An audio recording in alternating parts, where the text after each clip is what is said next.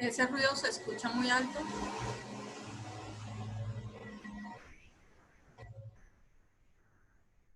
Me va a tocar pedir excusas al principio por si sienten el ruido y yo paro un momentico, porque la conexión acá es buena, pero el ruido sí a veces molesta.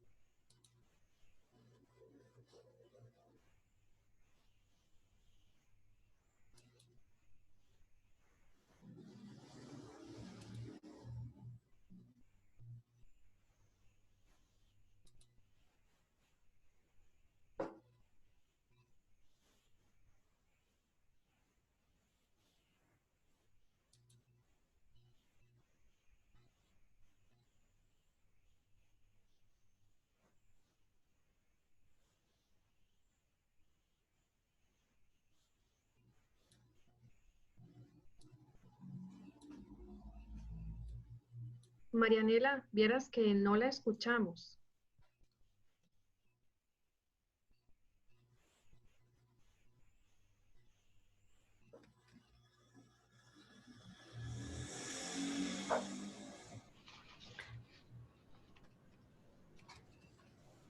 Buenos días a todos y a todas.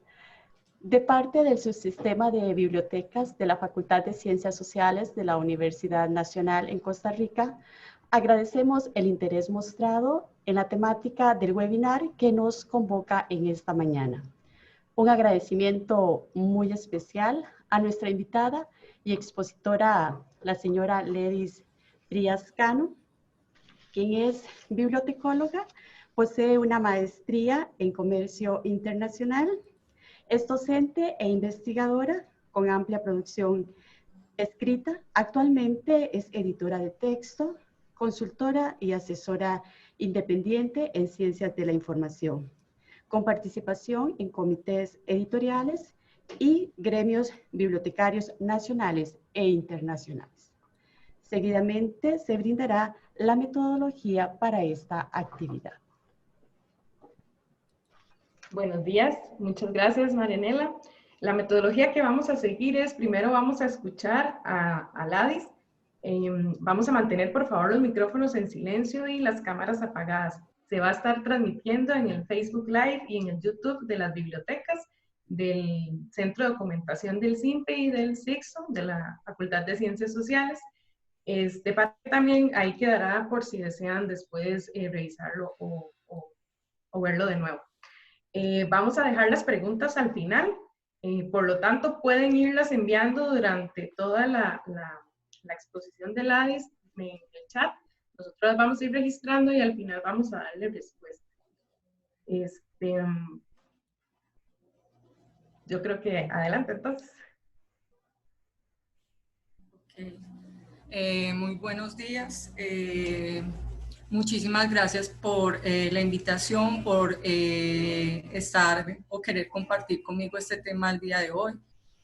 Voy a disculparme de antemano, estoy en mi oficina, aquí hay buena conexión, pero sucede que pasan autos, entonces en algunos momentos van a escuchar un ruido alto, entonces yo tengo que parar y hacer este gesto para que ustedes sepan.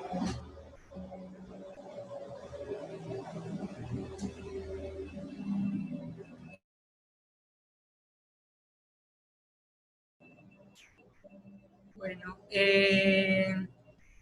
como lo indicaban pues las compañeras, de profesión soy bibliotecóloga, pero he tenido la oportunidad de compartir dentro de las aulas de clase como docente, trabajando también en investigación sobre el tema de escritura y lectura en universidades. Trabajé muchísimos años en universidad y bibliotecas desde luego.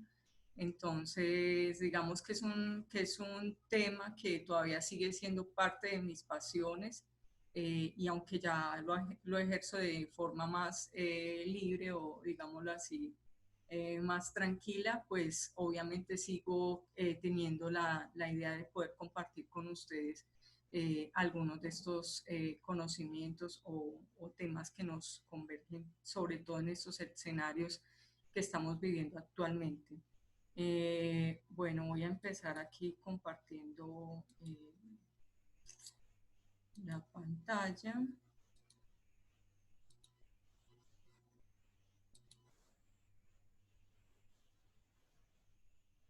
A ver si ustedes la pueden ver.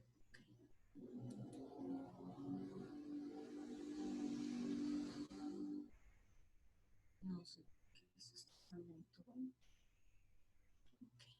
Bueno,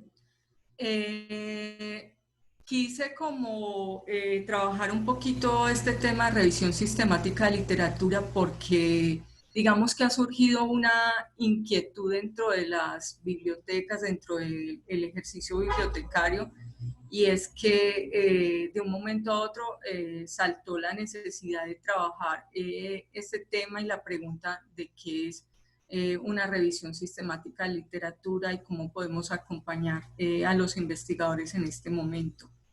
Esta revisión sistemática de la literatura no es nada más pues, que una metodología.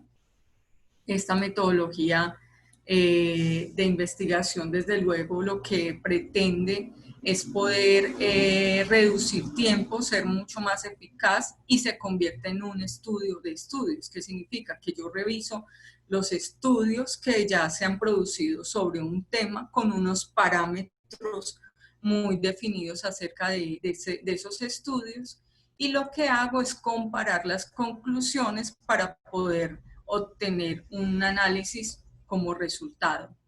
¿Por qué se ha vuelto un poco la tendencia y la pregunta en las bibliotecas por este tipo de trabajos? Es porque ahorita con el tema de la pandemia, muchos investigadores necesitaban ahorrar tiempo, entonces básicamente se acude a este tipo de estudios para poder reunir elementos que sobre el tema del SARS ya se han trabajado o ya se han descubierto. Entonces, los investigadores no partían de cero a investigar el COVID-19, sino también a investigar los anteriores COVID para mirar cómo se comportaban estos virus. Entonces, digamos que este tema de estudios es un poco la práctica que se está ejerciendo ahora dentro de los investigadores, y por eso ese revuelo de cómo saber, cómo apoyar y cómo trabajar desde las bibliotecas este tipo de temas. Aunque es una tendencia y una metodología mucho más eficiente, mucho más útil para las ciencias exactas y sobre todo también para las ciencias de la salud, digamos que no es algo que tenga que ser ajeno al conocimiento que tenemos dentro de las bibliotecas para manejar este tipo de investigaciones y cómo apoyar, porque de alguna manera al reconocer las metodologías también sabremos hasta qué punto podemos ayudar con algo y hasta qué punto no tenemos esa posibilidad, ya sea porque no tenemos la información suficiente o porque no tenemos el tipo de modelos que se están suscitando. Entonces, esas revisiones sistemáticas a veces también hay que conocerlas porque se pueden confundir con revisiones documentales o estados del arte, entonces también es importante. Una de los objetivos de este estudio básicamente es resumir la información existente respecto a un tema, poder alcanzar ese nivel de resumen y de síntesis oportunamente, porque suele ser lo más usado en este momento y porque es interesante, porque alrededor del año se producen 2 millones de documentos científicos en un área. Entonces, básicamente tendría una persona que estar leyendo 17 documentos por día y no hacer absolutamente nada. Entonces, realmente lo que permite este tipo de metodologías es una practicidad en el resumen de información, y lo que hace es, digamos que alinear, establecer unos parámetros claros y desde ahí ya poder hacer este tipo de resúmenes. Bueno, básicamente, ¿cómo se diferencia cuando nos estamos refiriendo a un tema de estado del arte o revisión documental y una revisión sistemática? Pues las características aunque suelen ser, digamos, en la manera en que se buscan muy similares, digamos que entre la estructura no son iguales. Entonces, una revisión narrativa, una revisión documental no es estructurada, no es específica. Si yo requiero que me ayuden con un estado del arte sobre, no sé, la biodiversidad en Costa Rica, van a haber muchos documentos. Pero si yo lo que tengo es una pregunta estructurada sobre una especie X que habita dentro de Costa Rica, solo voy a poder establecer la pregunta en ese punto y solo esa información me va a interesar. no un rango de tiempo, no algo general, solamente una pregunta específica. Sobre todo ahorita con el tema de las especies que ha dado mucho de qué hablar este virus y la investigación sobre estas enfermedades que transmiten las especies. Obviamente los países que tienen esta riqueza en biodiversidad se han visto volcados a poder también contribuir con dichas investigaciones. Entonces ahí es donde resultan esas preguntas específicas. Cuando hablamos como de la búsqueda de información y sus fuentes, digamos que en una revisión documental yo puedo decir, no, inclúyame todo, revistas, libros, tesis, yo quiero saber qué sé.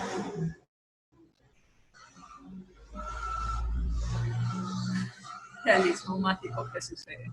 Bueno, y cuando hablamos de revisión sistemática, yo tengo una búsqueda estructurada y explícita. Siempre voy a tener esa búsqueda muy detallada, con términos muy detallados, con una terminología controlada, con un uso de unos tesauros, listas de encabezamiento. Puedo tener muchísima más estructura frente a la búsqueda dentro de una revisión sistémica. La selección de artículos de interés, pues obviamente no tiene que ser detallada ni reproducible dentro de una revisión narrativa, simplemente es un listado que uno prepara para poder entregar, y dentro de una revisión sistémica tiene que estar basada en unos criterios específicos. Entonces, para eso tenemos muchas herramientas dentro de las universidades que los bibliotecólogos realmente conocen y que saben que pueden funcionar, los que reconocen una base de datos científica, una base de datos más general. Entonces, podemos hacer ese tipo de búsqueda mucho más selectiva y, digamos, direccionando. Como por ejemplo, yo podría decir que si dentro de una revisión sistemática tengo bases de datos como WOS, Web of Science o Scopus, que me permiten, digamos, derivar revistas de alto impacto, entonces esa sería la llamada como a trabajar con este tipo de información. Y aunque digamos que no está exenta la información primaria dentro de la revisión sistémica, puedo tener documentos primarios y documentos secundarios. Realmente lo que uno hace es filtrar primero la selección que tiene mayor calidad y luego tratar de buscar dentro de otros repositorios que sean reconocidos por sus investigaciones en salud o en otra temática que estemos buscando, qué documentos primarios tienen que no han sido publicados. Por ejemplo, sabemos por las noticias que muchos de los avances que tenían ciertos laboratorios con el tema del SARS no habían sido publicados, todavía seguían en investigaciones. Entonces, había mucho material también inédito. Bueno, y de acuerdo con el tema de evaluación de calidad de la información, pues obviamente no hay un criterio para la revisión documental, no hay, puede ser, uno siempre revisa desde tesis de pregrado a tesis de posgrado, no hay un término o digamos, un indicador de calidad ahí, sino revisar quiénes han hecho alguna iniciativa o una investigación sobre este tema. Frente a lo que es una revisión sistémica, sí digamos, debe de ser estructurada y explícita.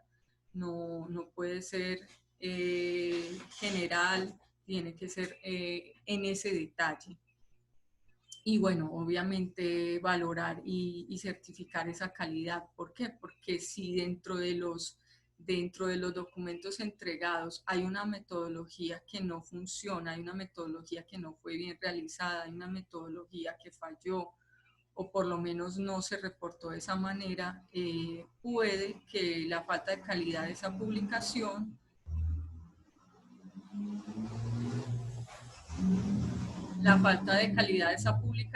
vaya a inferir en los resultados.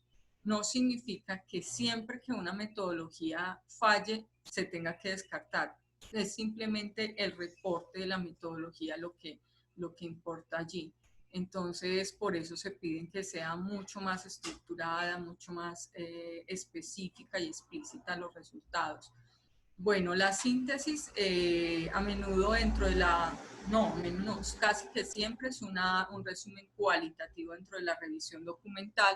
En el estado del arte siempre es una narración mucho más cualitativa, mientras que la revisión sistemática sí debe haber unos datos que sean mucho más cuantitativos, aunque obviamente también hay una descripción cualitativa, pero se requiere que hayan datos. Por eso ahorita el tema de gestión de datos de investigación viene a rescatar un poco todos esos trabajos e investigaciones que hacen las universidades para poder compartir estos datos que resultan de esos trabajos y de esas investigaciones que se realizan en las universidades. Bueno, un tema de inferencias, pues obviamente viene del diálogo dentro de la revisión documental con los autores, sus percepciones, sus perspectivas, sus hallazgos, mientras que dentro de la revisión documental sí debe haber una evidencia de hallazgos muy puntual. Bueno, aquí voy a tener que bajar esto un poquito.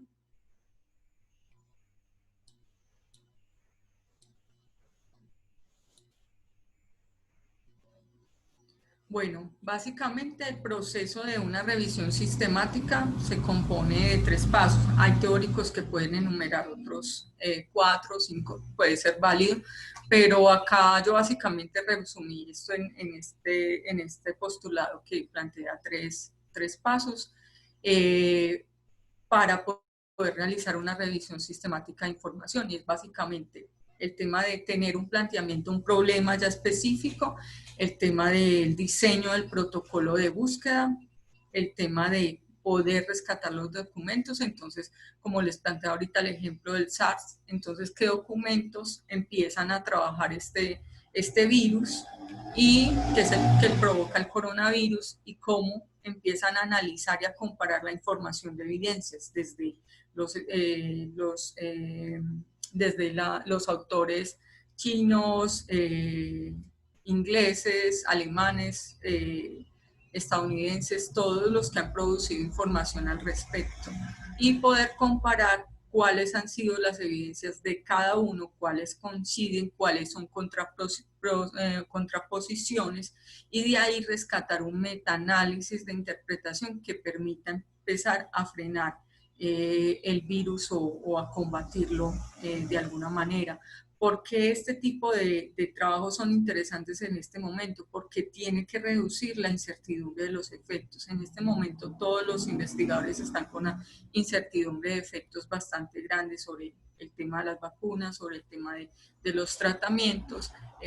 Ha habido posiciones bastante nefastas dentro de todo este tema de los tratamientos, a lo mejor porque no se ha hecho este tipo de trabajos de una manera juiciosa.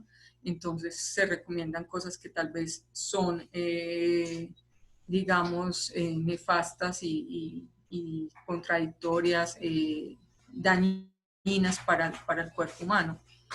Entonces, digamos que todo esto lo que tiene que generar es un reporte de metaanálisis que permita identificar las evidencias más rescatables, más relevantes dentro de los estudios, y simplemente acumular esa información para poder proceder con algunos tratamientos y algún tipo de inicio para contrarrestar los efectos. Bueno, eso desde esta perspectiva de por qué en este momento está en boga este tema de la revisión sistemática de literatura, por qué surgió este tema dentro de las inquietudes de los bibliotecarios, por qué este revuelo y saber cómo se está contribuyendo también desde los profesionales de la información en esta búsqueda de información. Y básicamente yo lo veo desde estas perspectivas. Estos son nuestros servicios de información, y básicamente cuando un referencista permite delimitar una búsqueda, permite recomendar documentos. Y además hay una unidad de apoyo a la investigación que te saca listados bibliográficos, que tiene que reconocer las diferencias de metodologías. Ya hay una apuesta dentro de las bibliotecas, pero si adicional hay una unidad de vigilancia estratégica dentro de las bibliotecas que permita hacer procesos de acompañamiento, llevar formatos, crear boletines, alertas de análisis básico, obviamente va a haber mucho más apoyo desde las unidades de información a los investigadores. No me refiero solo a los que hacen revisión sistemática de literatura, me refiero a todo tipo de investigadores que está, digamos, requiriendo apoyo en sus procesos, porque así como hay algunos trabajando específicamente en salud, pues hay otros trabajando en el tema de la salud mental, en el tema de la salud física, en el tema de las depresiones, o sea, un mundo de situaciones que han emergido dentro de la pandemia y digamos dentro del confinamiento. Entonces, todo este tipo de servicios, ya sea cual sea el que tengan en su biblioteca, como lo estén modelando, son los que de alguna manera están llamados a apoyar este tipo de situaciones. Y digamos que la diferencia entre estos tres servicios es como la estructura y el perfil que le damos. A veces una referencia suele que tenemos profesionales, pero también tenemos apoyo asistencial, auxiliares, pero también en el tema de apoyo a la investigación sí se requiere que sea un profesional de bibliotecología que esté cerca de los temas de investigación de las universidades. Y ya cuando hablamos de vigilancia estratégica, hablamos de un proceso dentro de servicios que ya lo componen varios profesionales que están, digamos, acompañando estos procesos. Bueno, ¿cómo apoyar desde la biblioteca en estos procesos? La formulación de la pregunta no podemos trabajar con un investigador, definitivamente eso es de él. Pero cuando está haciendo el tema de búsqueda exhaustiva de artículos relevantes, sí podemos apoyar porque de alguna manera nosotros como bibliotecarios conocemos cuáles son las bases de datos, las diferenciamos, sabemos qué información contienen, entonces sí podemos ayudar con esta búsqueda exhaustiva de información relevante. Con los criterios reproducibles y explícitos de selección también podemos ayudar. ¿Por qué? Porque conocemos esas estructuras de búsqueda con palabras clave, booleanos, tesauros, con listas como el MESH. Entonces, este tipo de ayudas, digamos que son muy oportunas para los investigadores que están realizando ese protocolo de búsqueda. Digamos que el tema ya de valoración del diseño y características de los estudios no es parte de nuestro apoyo, ni menos la síntesis e interpretación de resultados.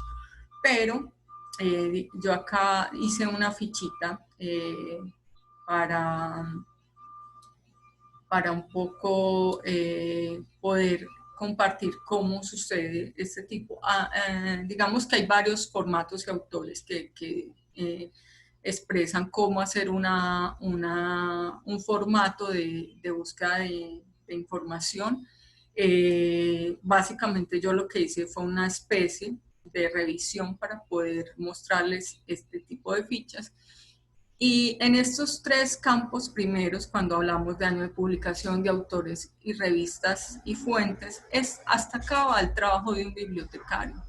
Luego, estos tres temas, revisión de resultados principales, resultados secundarios, evaluación metodológica, ya son una selección, un trabajo que debe hacer un investigador.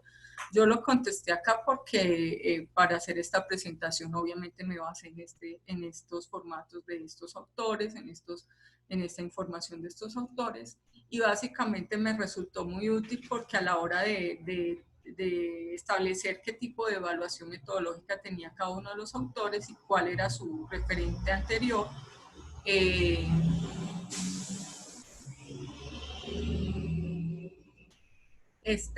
me di cuenta que, por ejemplo, estos autores Gonzalo Urrutia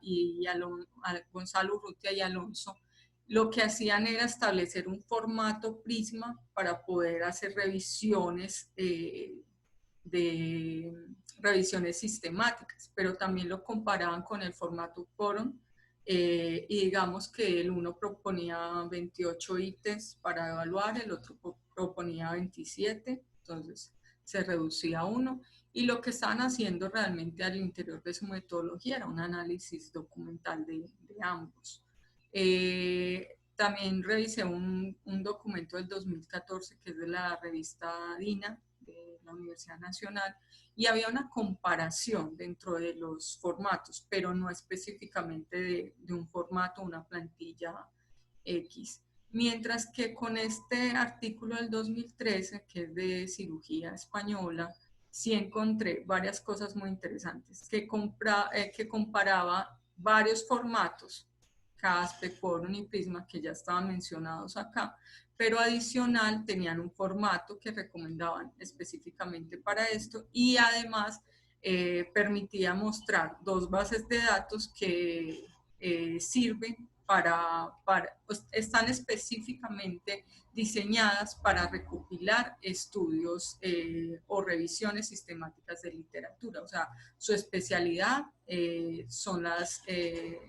si quieren podemos mirar una de estas, un momento, a ver si me deja mostrárselas. Y son bases de datos, yo siempre que encuentro algo nuevo dentro de las búsquedas de información, bases de datos que son útiles, que me interesan conocer, me gusta dejar ese dato en mis presentaciones, porque yo sé que una de las cosas que no tenemos dentro de todo este mundo de informaciones, a veces el direccionamiento a conocer este tipo de bases de datos que se basan en una especialidad concreta, como es esta que trabaja con estudios de estudios, por decirlo así. Y si ustedes notan, casi que toda la información que está siendo publicada en este momento en esta base de datos está abierta por el tema del coronavirus y está focalizada en temas de coronavirus. Entonces, digamos que no solo es también enseñarle a los investigadores dónde buscar, sino que si ya hay una base de datos que está cumpliendo con ese requisito de publicar estudios de estudios, pues obviamente va uno a la fija con este tipo de propuestas. Bueno, entonces siguiendo un poco ya la presentación, pues hay unas consideraciones que también encontré que dejo acá dentro de esta presentación, y es que el desarrollo de la revisión sistemática tiene que estar fundamentada en estudios, acotando autores, elaborando citas bibliográficas, realizándose síntesis, resúmenes, datos que se encuentran. ¿Por qué resalto esto? Porque es muy importante que cuando los bibliotecólogos trabajamos con este campo de citas bibliográficas, con fuentes, nos demos cuenta que es muy oportuno poder apoyar este tipo de trabajos y de investigaciones. El tema del sesgo de la publicación lo encontré en varios documentos. Ya empezaron con los vendedores. Entonces, el sesgo de la publicación básicamente... El sesgo de la publicación en ocasiones, digamos que el hecho de que de un resultado en un estudio no haya demostrado que es efectivo, no lo hace descartable. Lo que hace es repensar por qué fue descartable y por qué se puede repensar y dónde falló.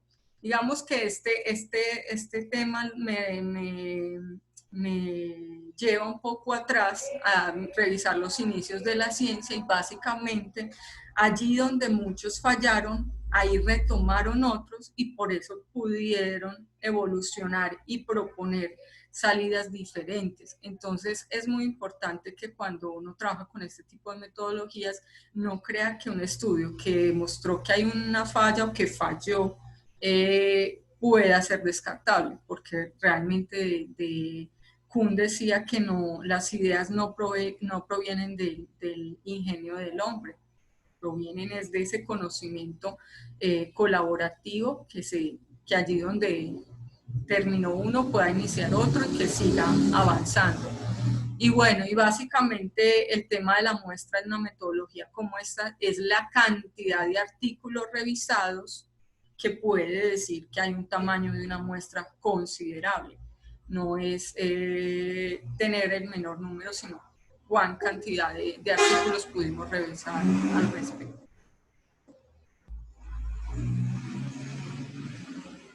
Bueno, acá les voy a dejar como la parte de la bibliografía que les comenté que había revisado y que me parece interesante que la puedan revisar más adelante. Y bueno, otro punto que habíamos quedado de revisar, cómo esto, digamos, también puede resolverse y de alguna manera continuar para trabajar y pensar lo que son los tips de los que están trabajando con tesis y cómo podemos, desde qué puntos podemos apoyar dentro de las bibliotecas, porque realmente estos tips de realización de una tesis a veces se componen de puntos que tienen que resolverse con un asesor y demás, que son como la metodología, los análisis, pero pues digamos mirando qué herramientas pueden ser de utilidad. Pues básicamente lo que voy a compartir acá son consejitos, tips que pueden servirles a algunos. Algunos ya conocen muchos de ellos, pero valga como la oportunidad para recordarlos. Bueno, aquí básicamente yo siempre he dicho, el problema es el problema. Básicamente, si no hay un problema, si no hemos tenido todavía un problema, pues obviamente todavía no hemos empezado con la tesis. Lo primero que tenemos que resolver y tener claro es si ya tenemos un problema. Inmediatamente tengamos un problema, desde ahí, desde el mismo punto, podemos empezar a trabajar ese tipo de tesis. ¿Qué es lo importante? Que siempre que empiecen a escribir una tesis, empiecen a aplicar los formatos que les piden desde el principio, ya sea APA, Vancouver, para que después no se tengan que devolver a ver, aplicar un formato, porque desde el principio tranquilamente Word permite parametrizar las márgenes, permite parametrizar el estilo de los títulos, permite parametrizar la jerarquía, puede generar automáticamente una tabla de contenido. Entonces, frente a la estructura, mi consejo es siempre utilizar un formato de estilo desde el principio. O sea, ya sea APA, Vancouver y demás, todos tienen sus parámetros, entonces desde el principio utilizarlo. Además, bueno, luego van a ver el tema de gestores que puede contribuir a la citación y a la referenciación. Los objetivos, digamos que si yo tengo un problema, lo puedo convertir en un objetivo. Ya si después de que tenga el problema, ya todo empieza a solucionarse. Entonces el objetivo siempre va a partir del mismo problema. La redacción obviamente se convierte en infinitivo y ahorita les muestro algunos tips de verbos que pueden utilizar para redactar un objetivo. Bueno, si hay una hipótesis, hay una conclusión. Se supone que si ya tengo un problema es porque tengo una hipótesis y esa misma hipótesis se convierte en mi conclusión principal, ya sea que sea positiva o negativa. Puedo decir, no se dio o sí se dio, pero se da en términos de la misma hipótesis que tengo planteada. Bueno, el tema de utilizar gestores bibliográficos para poder acompañar la revisión documental.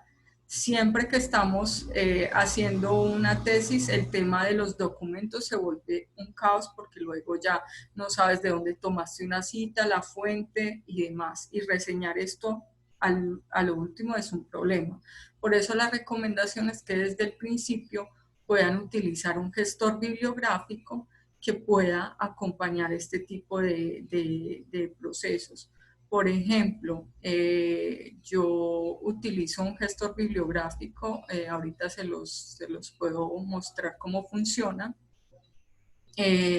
Digamos que en la medida todos los gestores son de utilidad. Obviamente si ustedes tienen algunos licenciados dentro de sus unidades de información, dentro de sus bibliotecas, lo ideal es que utilizaran y aprovecharan al máximo estos gestores.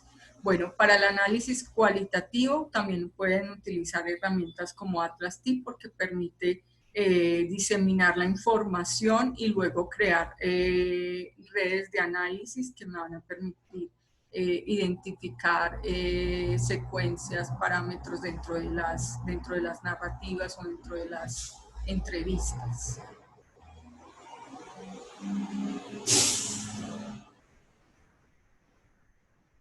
Y en revisiones documentales, estados del arte, también además podemos utilizar una herramienta que se llama VozWeaver. Esta herramienta permite generar nubes de palabras con las cuales podemos identificar la relevancia que tiene la información que hemos rescatado para un estado del arte y así demostrar si fue idónea o no dentro de la búsqueda. Bueno, y los resultados finalmente siempre deben coincidir con los objetivos específicos. O sea, yo no puedo plantear un resultado dentro o aparte de lo que me planteé como un objetivo específico. Si había un objetivo específico de comparar, pues entonces yo tengo que demostrar que estoy comparando algo. Debo canalizar esa comparación. Y bueno, para mí siempre el resumen y posiblemente hasta el título puede variar, puede ser lo último que se define dentro de una tesis. ¿Por qué? Porque yo solo eso lo hago ya cuando puedo resumir en gran medida lo que trabajé dentro de una tesis. Como les decía, acá no me puedo enfocar un poco en el tema de metodología porque es una discusión muy interna dentro de un asesor y se puede definir en contexto conociendo la parte del trabajo, cuál es el interés de investigación, pero por eso no me enfoqué en este tipo de temas. Bueno, esta página se la recomiendo que la sigan, es una página que ustedes pueden consultar en Facebook, se llama Metodología de Investigación Tesis y salen unos tips súper chéveres.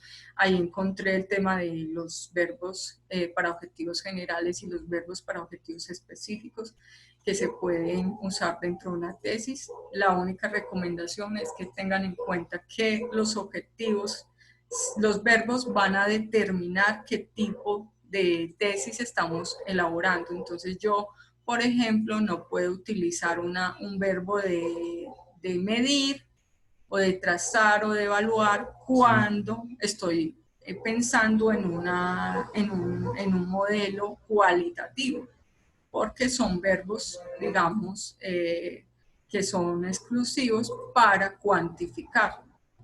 Entonces, digamos que el verbo de analizar, el verbo de orientar, de escribir, pueden funcionar mucho mejor dentro de una investigación cualitativa. Entonces hay que tener un poco de cuidado al escoger bien esos verbos, pero pues, obviamente es una ayudita conocerlos y saber cuál podemos utilizar. Esta es una imagen de AtlasTip que les mencionaba que me permite hacer relaciones dentro de algún tipo de investigación que esté realizando, conectar, mirar cuáles son los términos que me está permitiendo la semántica identificar. Cuando yo ingreso la información a la herramienta me da una guía bastante fácil y lo que me permite es luego crear estas redes para poder realizar asociaciones dentro de las investigaciones cualitativas. Porque con el tema de lo cuantitativo, como les decía, a veces es un tema de evidencia. Esto se recomienda más para el tema cualitativo porque permite hacer estas asociaciones conceptuales. Bueno, el BuzzWeaver que les mencionaba ahorita lo que me permite es identificar los términos de los documentos que yo trabajé en un estado del arte, una revisión documental, y mirar si este tipo de información relevante, si trasciende dentro de lo que yo necesitaba. Y por ejemplo acá se van viendo más grandes los términos que más fuerza y más relevancia tienen dentro de toda la revisión documental que tengo. Entonces, por ello van apareciendo unos términos más grandes o en mayor tamaño que otros. Entonces, ahí me doy cuenta si estoy realizando bien la investigación. Lo que les comentaba ahorita de los gestores bibliográficos es que permiten coger toda esta información y llevarla a un escenario donde yo desde acá puedo crear automáticamente todo el listado de referencias, puedo citar directamente en Word porque los gestores se conectan con el procesador de texto. Además, puedo generar desde acá informes. Por ejemplo, voy a mostrarles un informe para que sea más simple. Puedo coger esto o todos. Pues obviamente no necesito. ¿Qué me va a permitir este informe? Reconocer en esta información unos datos básicos, un resumen, unas etiquetas y empezar como a analizar la información y a generar interacciones de esta información con mi tesis. Además, si yo tengo notas, puedo hacer notas dentro de estos gestores, me van a aparecer mis notas. Cada vez que haya leído un documento, puedo generar una nota y esas notas pueden empezar a alimentar mi tesis. Entonces, por eso digamos que mi recomendación es que desde el principio cada búsqueda de información pueda conectarse con un gestor bibliográfico. Hay muchos en el mercado, está Zotero, por ejemplo, que es una versión libre, está Mendeley, está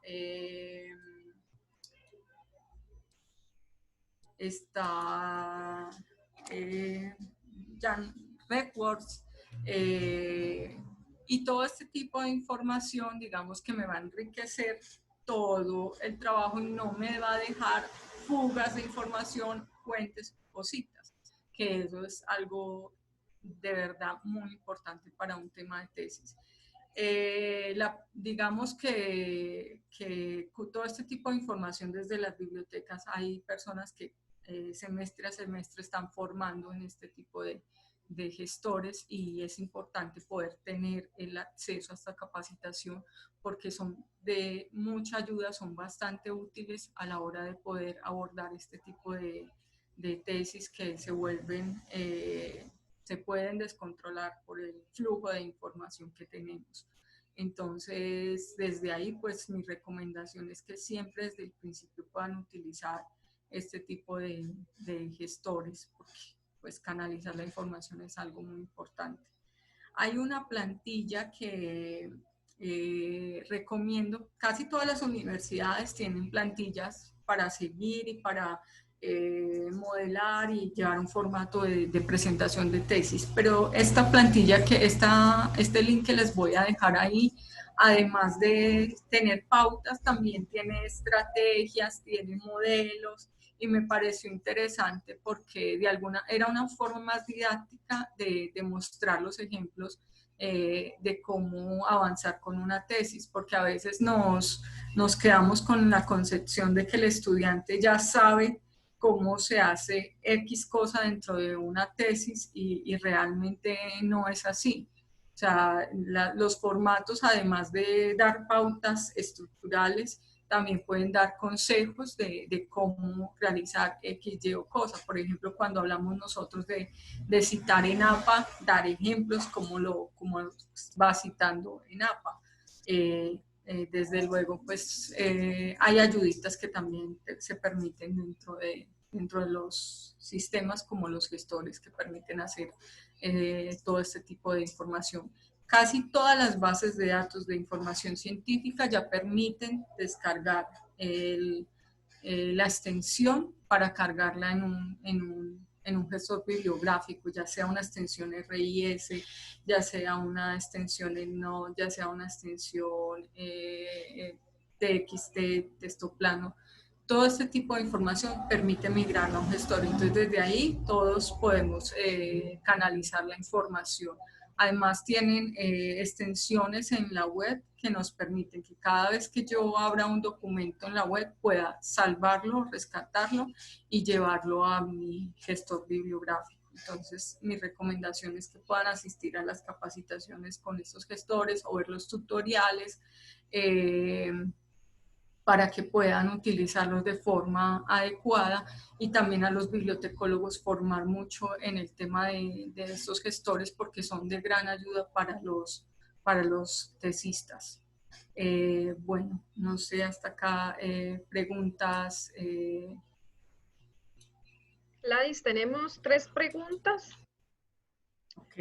Son las siguientes. Gabriela Salgado pregunta, desde el punto de vista bibliotecológico y el acompañamiento desde los servicios de la unidad de referencia, ¿considera que es necesario o no conocer sobre los diferentes tipos de diseño de estudios?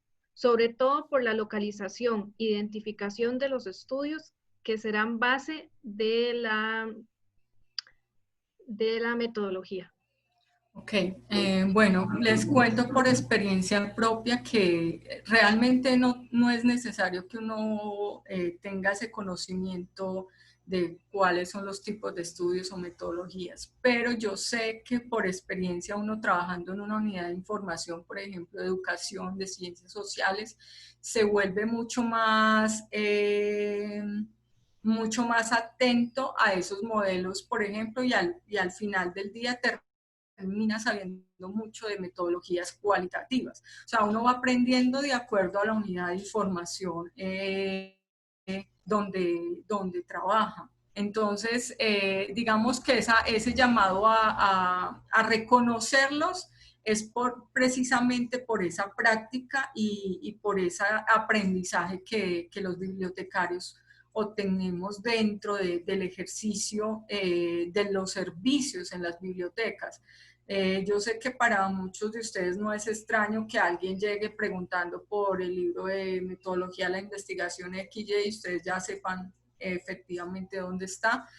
Y sobre todo también creo que hay una experiencia ahí dentro de los catalogadores que generalmente reciben las tesis de grados, porque también hay una información que constantemente están recibiendo y viendo como esa diversidad de metodologías. ¿Por qué lo digo de esta manera? Porque cuando uno sabe qué tipo de información está ingresando a su universidad, también puede saber qué tipo de información puede volver a los próximos usuarios.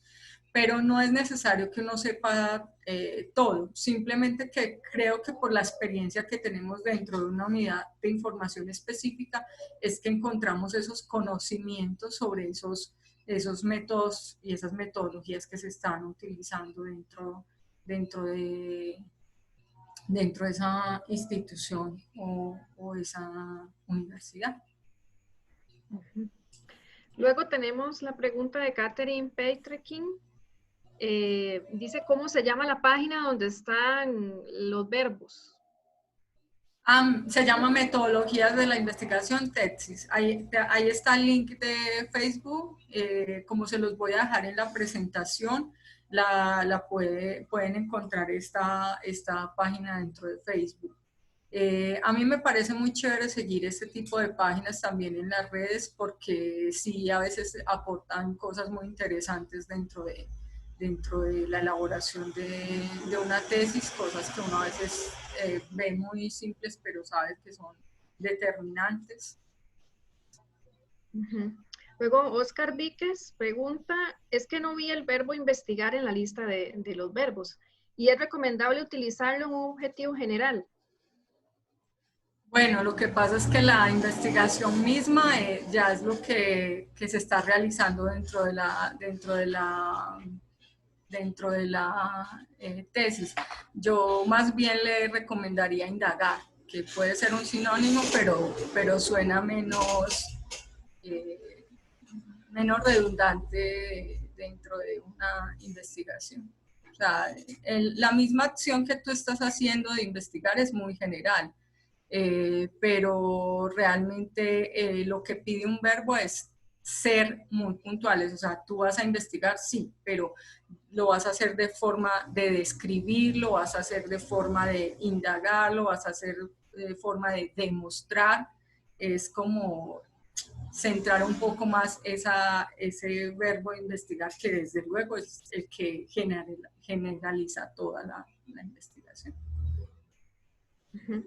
Oscar también pregunta, normalmente en las bibliotecas hay personal que le puede a uno guiar en el uso de estas herramientas que se recomiendan en esta ponencia. Sí, generalmente digamos que es parte de la formación de los bibliotecólogos que reconocemos este tipo de herramientas, que las usamos y que después de usarlas nos apropiamos de ellos y tenemos la capacidad de compartir y de enseñar a los usuarios cómo llevar este tipo de información dentro de esas herramientas.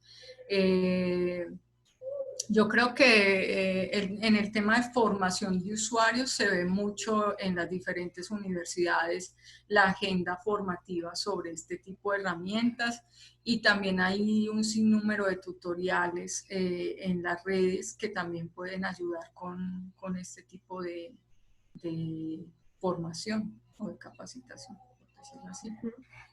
Luego, Lisa Altamirano pregunta, ¿qué sistemas de revisión sistemática podría sugerir? Hay metodologías y páginas web gratuitas que evalúan los artículos científicos dentro de parámetros establecidos. ¿Podría comentarnos sobre alguno de ellos? Okay. ¿Me repites esa parte? ¿Qué sistemas de revisión sistemática podría sugerir? Hay metodologías y páginas web gratuitas que evalúan los artículos científicos dentro de parámetros establecidos. ¿Podría comentarnos sobre alguno de ellos? Ok, mira.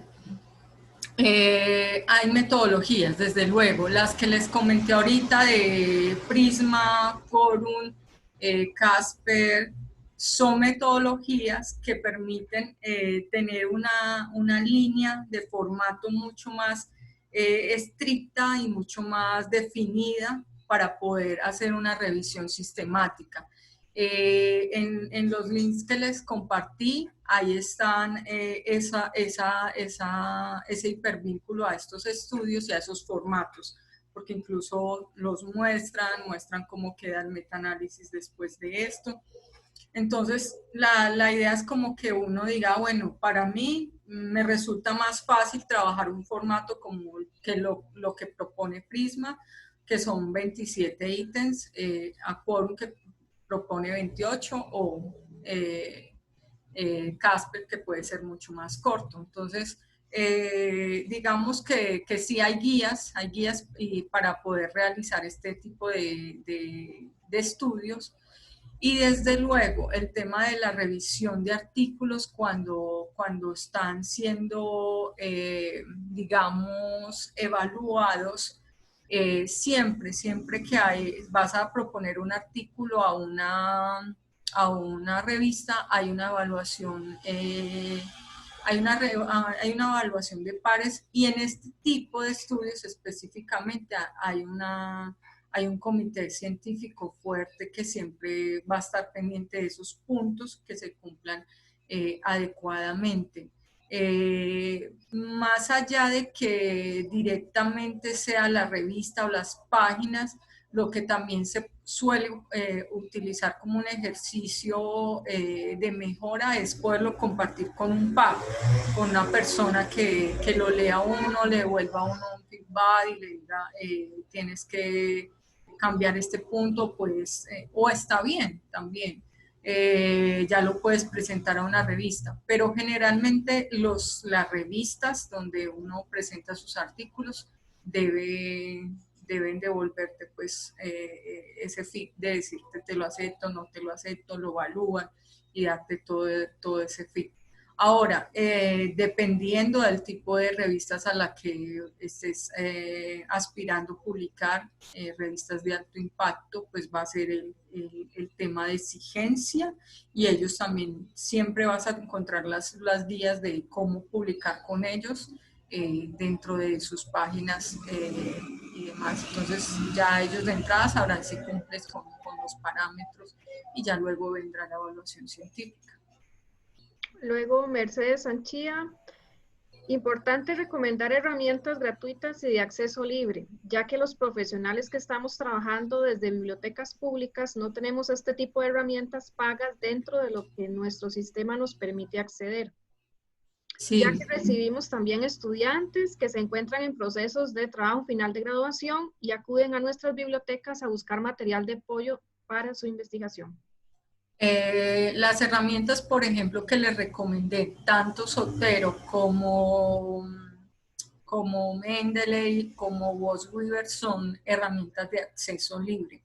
Atlas-T sí tiene un licenciamiento, pero las demás sí son de acceso libre que se pueden utilizar tranquilamente y funcionan muy bien. Luego Catherine Tatiana también hace una pregunta en ese mismo sentido, preguntando por el nombre de los otros gestores, pero me parece que ya los mencionaste, ¿verdad? Ok, sí, Zotero, Mendeley, pues para mí son los que mejor funcionan actualmente de forma gratuita, aunque ya Mendeley tiene una versión también licenciada. Y se han estado actualizando también, que me parece que eso a veces también importa dentro de las herramientas libres. Y ya los que son licenciados, que también son súper increíbles, como RedForce, este tipo de herramientas también es bastante potente. Además, porque con ellos hay unas características distintas. Es que, por ejemplo, Edno permite conectar con las bases de datos. Entonces, si yo estoy trabajando en un gestor bibliográfico, puedo buscar dentro del mismo gestor bibliográfico información y agregarla a mi lista de documentos. Entonces, yo creo que más adelante pueden ver este tipo de herramientas, pero sí sé que todas tienen una diferencia y obviamente se adaptan a las necesidades. Yo, por ejemplo, si utilizo una versión libre de Edno, utilizo la versión libre de Mendeley y utilizo Zotero como parte de mi escritorio. Luego, Gabriela Salguera pregunta, ¿existen otros mecanismos para determinar la calidad de los estudios que no sea GRADE? Pues mira, yo en este momento no lo tengo claro. O sea, para mí el tema por ejemplo, de los estudios de revisión sistemática, al ser una cuestión tan rígida, pues siempre recomiendo ceñirse como a la estructura como dada. ¿Por qué? Porque si uno se mueve una línea de esa rigidez, ya no va a cumplir con esas características de posible calidad y se puede calificar como un sesgo. Entonces, ya sea que utilices un formato, una guía, un modelo como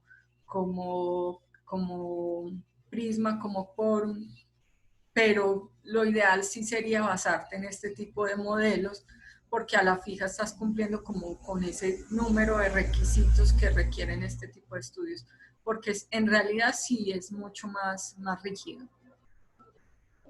Luego, Liz Altamirano hace como una aclaración con respecto a la pregunta que ya contestó Ladis, la de qué sistemas de revisión sistemática podría sugerir. Entonces, ella dice, hay plataformas web gratuitas que evalúan los artículos científicos.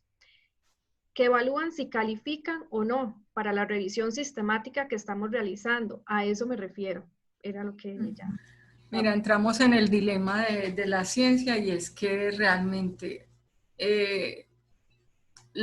incluso las revistas a veces se ven con dificultades de conseguir pares que puedan evaluar un artículo porque no cuenten con todo el presupuesto para pagarle a un par o porque no tengan, digamos, la suficiente estructura. Entonces, encontrar como que en este momento una plataforma que permita evaluar digamos, artículos que permita identificar la calidad es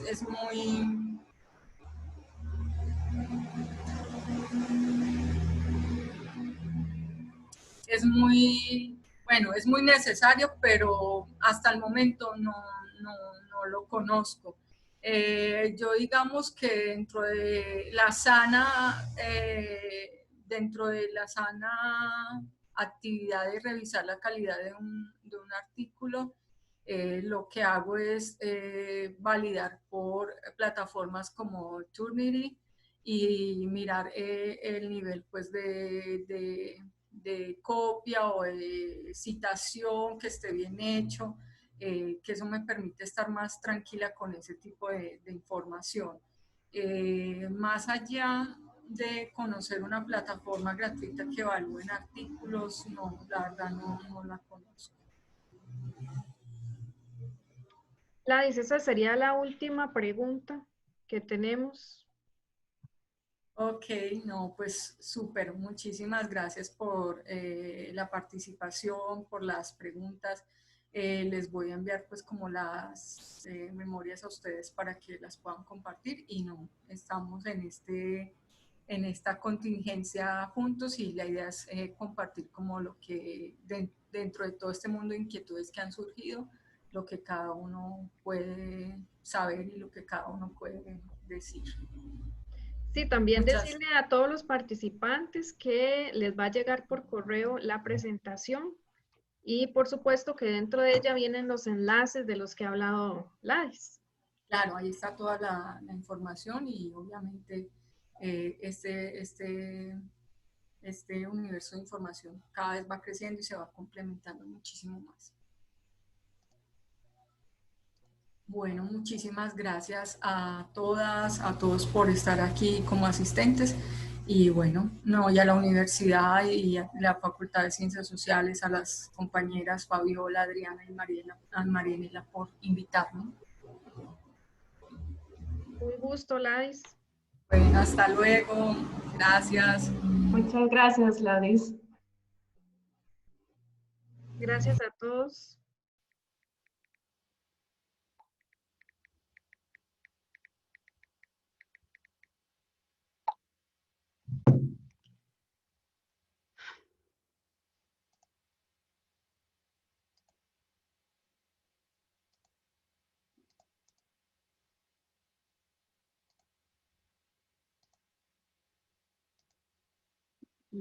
No pude.